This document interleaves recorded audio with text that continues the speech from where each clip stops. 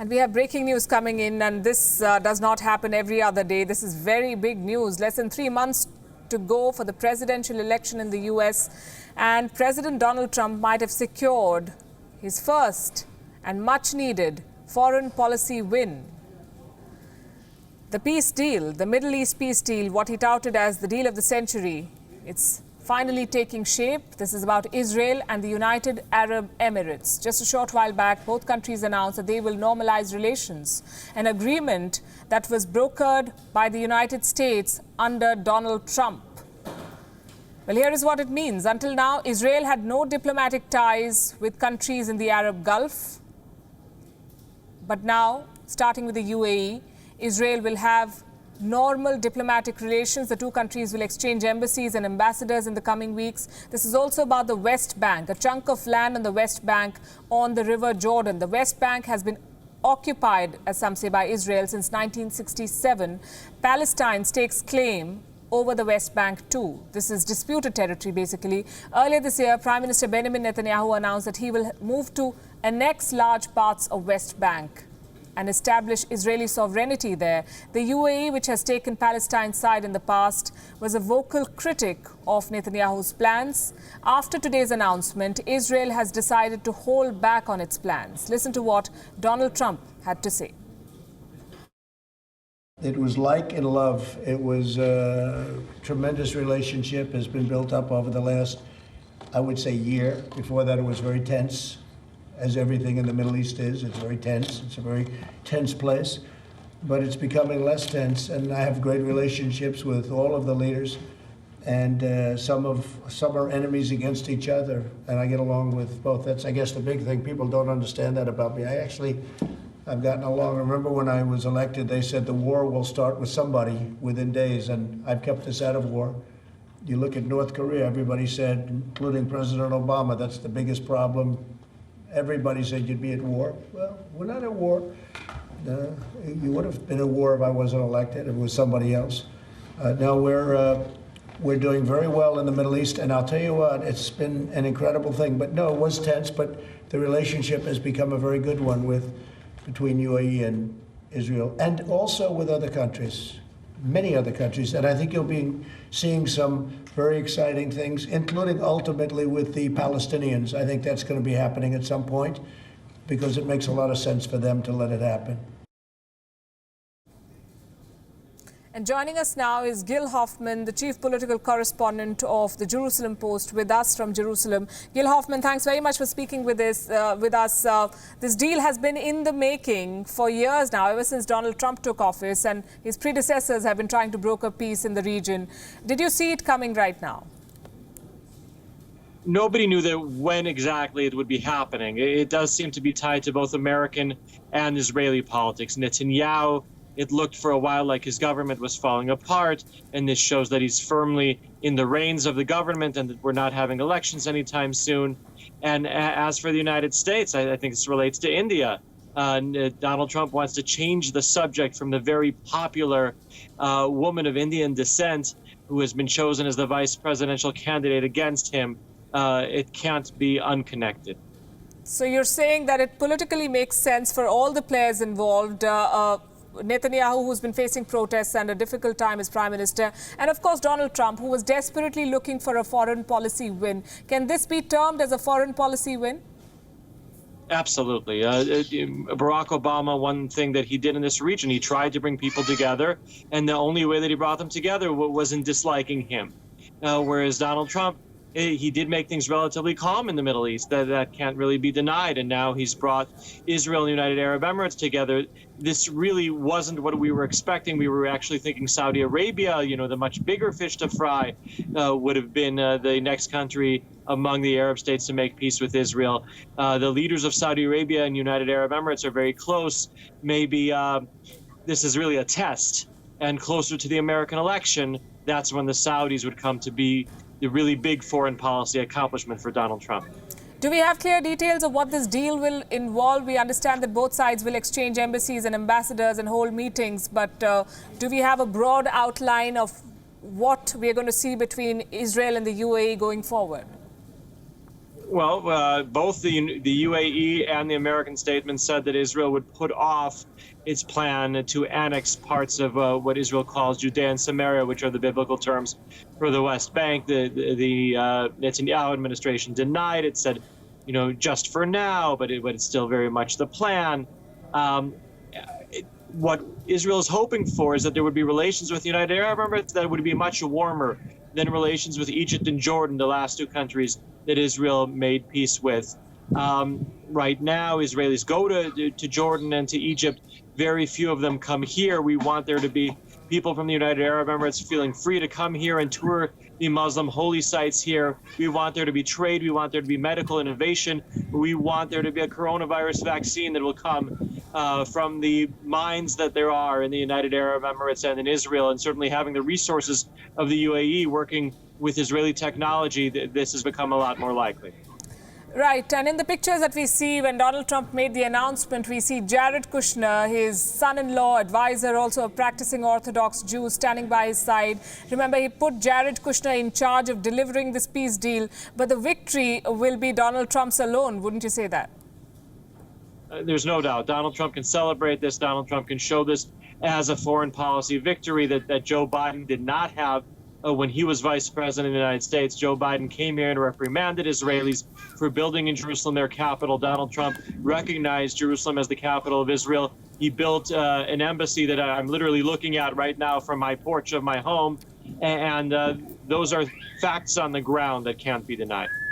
While the timing of this is politically convenient for everyone involved, would you say that Iran also had a role to play, and the changing dynamics in the region also had a role to play, because of which the players involved pushed this deal and it was delivered sooner rather than later? Well, the enemy of your enemy is your friend, and Iran is the enemy of the entire world. And so that has brought countries like the United Arab Emirates and Israel that both see Iran as the main destabilizing factor in the world. I guess it's helped bring us together. Then again, there's a lot more countries in this region who don't like Iran. Hopefully that will lead to them having closer ties with Israel in the near future as well. What sort of a response do you expect from the Palestinian side? We haven't gotten a response from them yet. They've been abandoned here by the United Arab Emirates. This is one step toward the entire Arab and Muslim world abandoning the Palestinians. They've been telling the Palestinians now for many years now, we're sick of waiting for you to make peace with Israel. The fact that you don't have peace with Israel harms our countries who want to have better relations, official relations with Israel, the top economic power in the region, the country that's closest to the President of the United States in the region. So the Palestinians better get their act together. There have been negotiations now between Israel and the Palestinians for 30 years. They need to come back to the table and start making the concessions necessary to help their own people. Right, I can hear a child in the background. Thanks very much, Gil Hoffman, for joining us. This is one of the things that we've learned to live with on television, working from home and dealing with all, juggling all the balls at the same time. Thank you for your time. This is, as we've been saying, a historic deal, a peace deal. Joining us now is Mir Javed Nafar, West Asia expert. Mr. Nafar, your first reaction, did you see this coming now? As we've been saying, this is politically convenient both for Netanyahu and for Donald Trump. It is. It's very good news, but in the Middle East, we are not used to good news. We are usually very pessimistic, and when we receive good news, we want to check it. History has shown us not to rush into things. So far, so good. No complaints, but we have to wait and see. They're going to work out the deals. There's negotiations on the way. Mr. Netanyahu has to promise that he's not going to do the annexation, because we don't want a scenario where there's peace with the UAE, because one of the conditions for peace is no annexation. And then we don't want a situation where there's peace with the UAE and then Mr. Netanyahu does annexation, which is what we don't want. So far so great, but let's see what this small detail is, and we can then have raise our glasses and say cheers and l'chaim when actually two sides sign on the dotted line. Right. What do you think this will mean for Donald Trump less than 3 months before the presidential election? It's good. It's going to play well with his... Sorry if I'm not, I don't think this is more about Trump. This is not going to be Look, Mr. Trump's base is the evangelicals, okay? You know, whatever he does for Israel, it's good.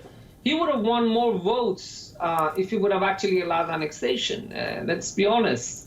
I'm against annexation, but he would have got more votes because the evangelicals believe in this country and Israel being the land of the, you know, God's promised land, etc., etc. So, but he knew, on the other hand, that he can't turn his back on the UAE, who buy a lot of arms from America, and they do a lot of business with America. So this is the second best for him. And so if he can't get annexation, he brought Israel and UAE together. I think this is a bigger win for Mr. Netanyahu compared to Mr. Trump, because Mr. Netanyahu can tell the Israelis and can tell leftist Israelis like me who say we should have peace with the Palestinians. Now he could say, look, we don't need peace with the Palestinians, we'll have peace with other Arab countries. But wouldn't you say that this is a foreign policy when Trump has come to office and has been talking forever about his deal-making skills, which he says are par excellence, and now he's delivered, or so he'll claim? Oh, look, it is. We have to. You know, I am grateful for his support. To be honest with you, there are many Israelis who want to live in peace with our Arab neighbors. They've made mistakes. We've made mistakes, but you know, our mistake is between us and the Palestinians. Why does it involve other Arab countries? So no, look, on the one hand, I am grateful. On the other hand, Israel and UAE have been, let's just say, dating secretly for a long time before Mr. Trump came to office. But now that he's now officially, you know, blessing the couple, then you could say, yes, he's the matchmaker. He's the ultimate matchmaker in this relationship. And yes, it's we are grateful to it. I think marriage as a metaphor is very popular in Israel. You said this with the Indians, you said this with the Chinese, and you're not now talking about an affair with the UAE, which is now being turned into a marriage thanks to Donald Trump.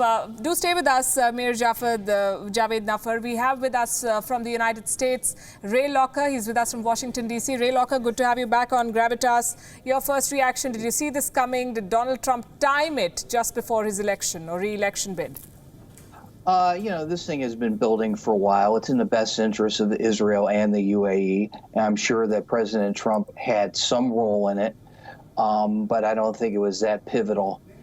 He's obviously going to trumpet it as something, you know, an accomplishment that he made, a testament to his deal-making skills.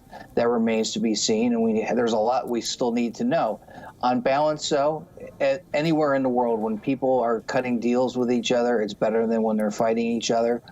This takes a funder of anti-Israel activities off the board. So that's, on balance, a good thing for anybody, regardless of who gets the credit for it. But Trump will seek the credit for it, wouldn't you say? And are you also going to wait and see how this pans out, like Mr. Nafar here, that there's many a slip between the cup and the lip? Yes, they've announced this, but there are a lot of modalities that need to be worked out, and we do not, frankly, know what it will involve for the Palestinians, etc., and what it means for Netanyahu. So are you still skeptical, or do you think that this is going forward? Well, look, I think it will go forward. I think it's in the best interest of Israel and the UAE for it to go forward. I think it's the best interest of President Trump for it to happen, too, and for the American people. I mean, this is a good thing, regardless of whether you support Trump or not, because anytime people are working together, it's better than when they're not. But, you know, we've seen this so many times with this president, in which something good happens, and then he squanders whatever political capital he derives, you know, from it. Like today, he's talking about he's not going to support funding for the U.S. Postal Service because it's going to enable mail-in voting. So that damages his overall, you know, image today in terms of, I'm a deal maker. Well, look, you're trying to subvert democracy on the other hand.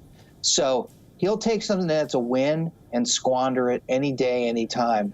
And let's hope that that doesn't happen right now. But really, it's between Israel and the UAE to figure out the details of this and to come to terms with each other. Mir Nafar, what does it mean for Prime Minister Netanyahu, who's had a very difficult time in office and is now facing protests on a daily basis?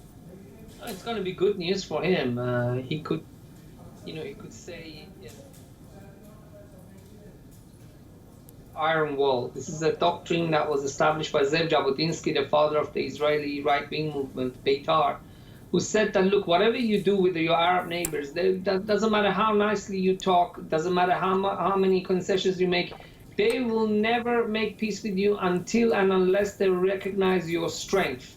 When they see that you cannot be beaten, then that will be a stronger argument than any concession that you will make in terms of bringing them to the table of peace. And now you could say, look, the Iron Wall doctrine works because UAE is now another Arab country who has realized that we cannot be defeated, and actually sees it in its interest to make peace with us. But I have to be honest with you, there are two outside parties who really facilitated this relationship by driving the UAE to the arms of Israel. One of them is Iran, the country where I was born. Unfortunately, the ruling regime over there has a very hostile attitude towards many of its neighbors, and UAE is one of them in Yemen, and that has nudged UAE, or pushed it further into our arms of Israel. And the other is Hamas.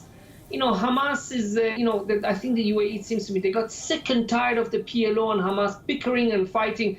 They realize as much as there is problems between Israel and Palestinians, there are as big a problem between Hamas and PLO, who just cannot agree on anything, literally. So I think that also convinced the UAE that said, yallah, we can't deal with this, we can't wait forever. So Iran, on the one hand, threatening them, the realization that PLO and Hamas are never going to, in the foreseeable future, make peace.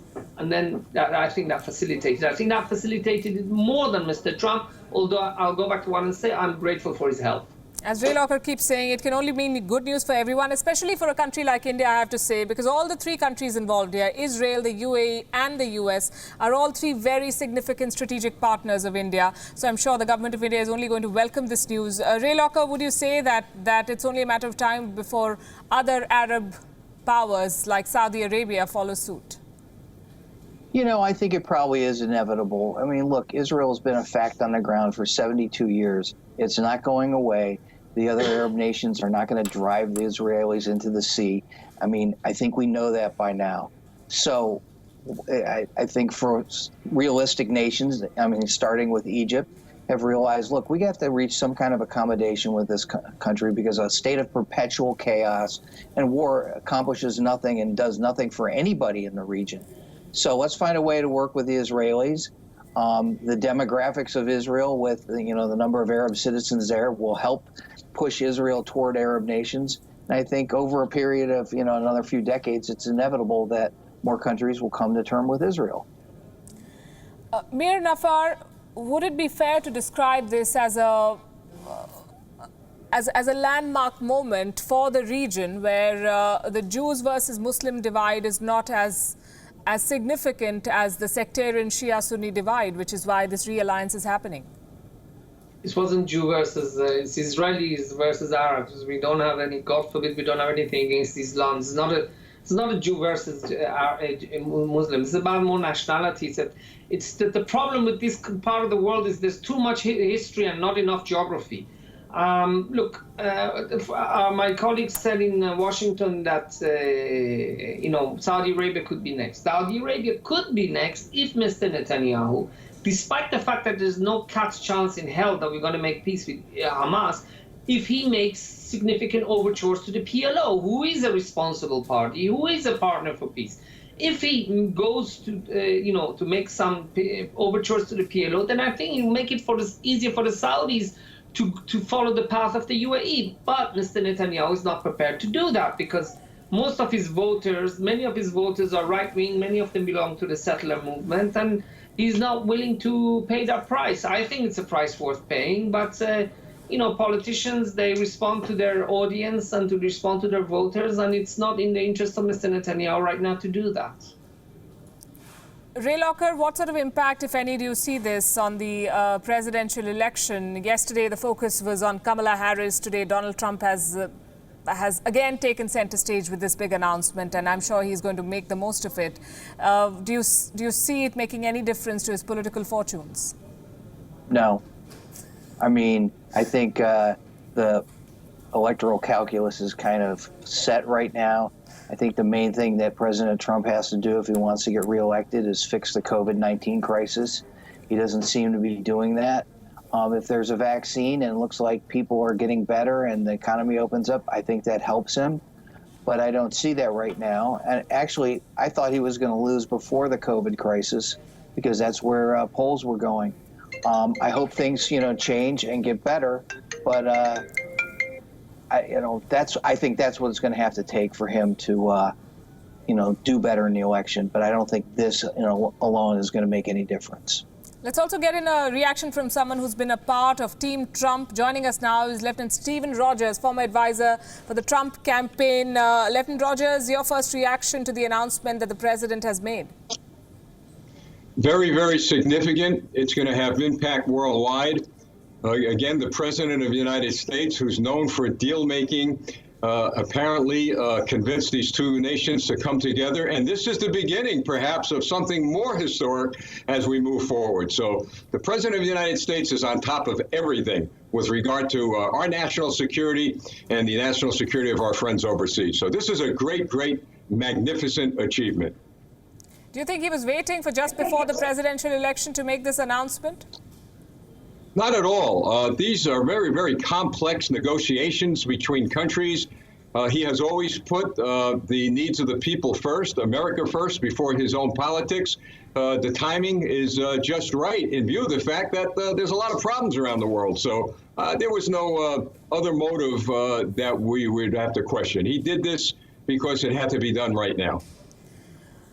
On the question of timing, and you said there are a lot of problems around the world, including in the US. There are race riots. There is a very serious and critical coronavirus situation. And the president's priorities, perhaps, are also going to be questioned, wouldn't you say? Not at all. With regard to race riots, they are not race riots. These are riots that are orchestrated by anarchists, socialists. I can tell you, just this morning, I was speaking to a number of Democrats, by the way, not just Republicans, who are now scratching their heads saying there's no way they're going to vote for the Democrats this presidential election. These are people, anarchists, trying to take our country down. So even black people, minorities, are now jumping on board the bandwagon to get this president reelected. Nobody in this country wants to lose their liberty and freedom. So that is a priority. But as I said, at the same time, he's got his hands on the pulse of foreign affairs, and this is why we see this happening right now. Do you think this is going to help him in the election? Well, anything would help him in an election. In view of the fact that he has kept every single promise he made, he also kept his promises that he would work very hard on peace throughout the world. So sure, this will help him. It'll help him. It'll help the world, not just him. Right. Lieutenant Rogers, thanks very much. Mir Jafar and Ray Locker, thank you very much. Appreciate your time and for sharing your perspective with us. This indeed is very big news. Donald Trump announcing a historic peace deal, as they're calling it, between Israel and the UAE. Both countries are finally going to normalize diplomatic relations and set up embassies and exchange ambassadors. And the timing is, as we've been saying, very, very important. As I said a few minutes back, it's going to be welcome news for India. All the three countries involved here, the UAE, Israel and the US, are close strategic partners of New Delhi.